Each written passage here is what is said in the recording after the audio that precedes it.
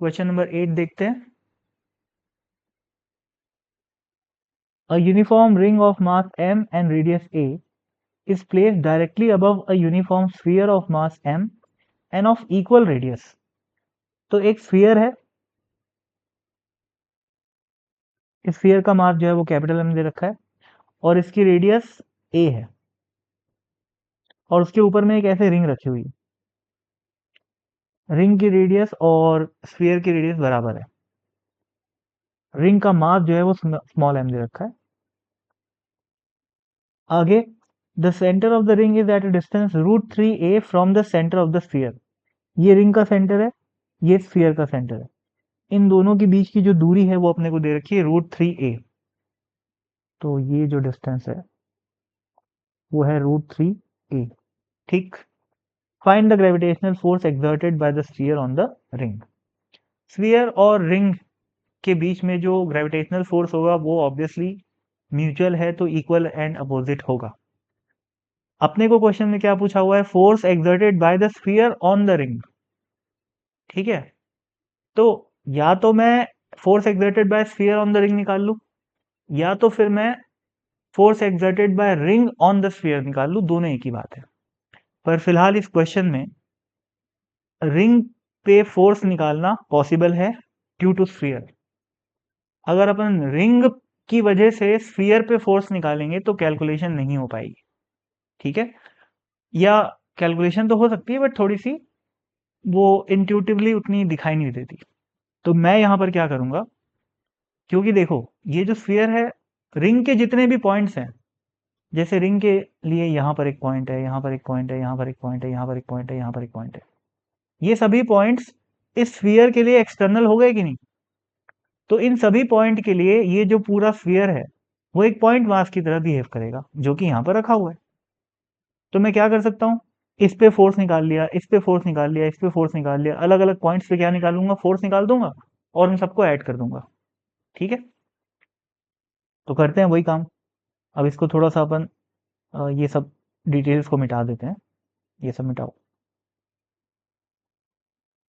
हाँ, देखो भाई, यहां पर एक पार्टिकल कंसिडर करो, सॉरी, यहां पर ऐसा।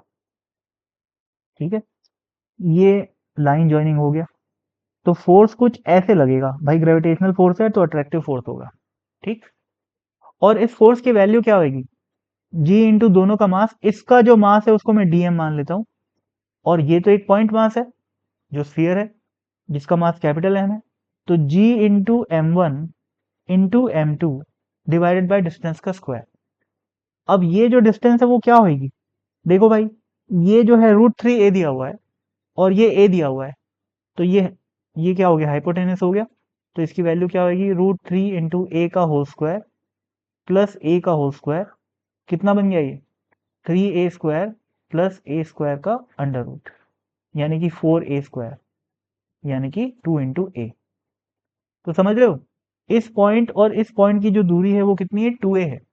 इसी तरीके से जितने भी पॉइंट हैं यहाँ पर, सभी की दूरी, ये सारी की सारी जो लाइंस मैं ड्रॉ कर रहा हूँ वो सारी की सारी क्या है? 2a है ना? ये कोन जैसा बनेगा 3D में इमेजिन करोगे तो ठीक है, ये कितना आ गया? g into d m into m divide by 2a का होल स्क्वायर। अब ये क्या एक है क्या? बहुत सारे फोर्सेस हैं ऐसे, तो मैं इसको थोड़ा सा बड़ा करके बनाता हूँ। ये रिंग है। अब होएगा क्या? जैसे ये एक पार्टिकल है और ये एक पार्टिकल है, इस पे फोर्स ऐसे लग रहा है, इस पे फोर्स ऐसे लग रहा है। इन दोनों पार्टिकल, इस दोनों फोर्स का ये मान लो डीएफ है, ये भी क्या है? डीएफ। इन दोनों डीएफ के कंपोनेंट यहाँ वाले कट जाएंगे, एक दूसरे को कैंसिल आउट कर जाएंगे, और ये दोनों कंपोनेंट क्या होंगे? ऐड हो जाएंगे। सिमिलरली डायमेट्रिकली अपोजिट पॉइंट, इसको और इसको इमेजिन करो। ठीक है, इस पे भी यहाँ यहाँ स्फीयर का सेंटर है, एक फोर्स ऐसे लगेगा, थोड़ा 3D इमेजिनेशन करना पड़ेगा, और एक फोर्स ऐसे लगेगा। इस दोनों, ये दोनों जो फोर्स लग रहा है उसका भी हॉरिजॉन्टल कंपोनेंट कैंसिल आउट हो जाएगा। ठीक है ना? इस फोर्स का हॉरिजॉन्टल कंपोनेंट यहाँ पर आएगा और इस फोर्स का हॉरिजॉन्टल कंपोनेंट यहाँ पर आएगा, दोनों एक दूसरे को कैंसिल आउट कर जाएंगे, और वर्टिकल कंपोनेंट ऐसा और ऐसा आएगा। ठीक है, तो सारे के सारे जो छोटे छोटे फोर्स लग रहे हैं उनका केवल वर्टिकल कंपोनेंट लेना है अपने को और ऐड कर देना है, उससे नेट फोर्स आ जाएगा, क्योंकि हॉरिजॉन्टल कंपोनेंट सारे एक दूसरे को कैंसिल आउट कर रहे हैं। ये बस इमेजिनेशन के लिए भाई, इतना ड्रॉ नहीं करना है अपने को, एक दो बार सोचोगे तो समझ में आ जाता है। जब नेक्स्ट टाइम इस टाइप का कोई भी क्वेश्चन दिखेगा तो फिर डायरेक्ट इमेजिनेशन हो जाता है और सीधा अपने को पता चल जाता है कि हाँ भाई, ये जो फोर्स है उसका वर्टिकल कंपोनेंट लेंगे और सीधा इंटीग्रेट मारेंगे। ठीक है, तो ले लेते हैं भाई। ये क्या है, डीएफ है। Df is equal to g into d m into m divide by 4a²। इसका कौन सा कंपोनेंट, वर्टिकल वाला, यानी कि ये वाला कंपोनेंट। तो ये वाला एंगल कितना है, ये एंगल सभी पॉइंट के लिए कॉमन होगा, 3D में इमेजिन करना है। कितना होगा, ये थीटा मान लेते हैं।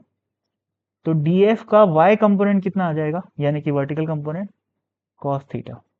इसको इंटीग्रेट करोगे तो क्या आ जाएगा, एफ वाई आ जाएगा, यानी कि net force on the ring आ जाएगा।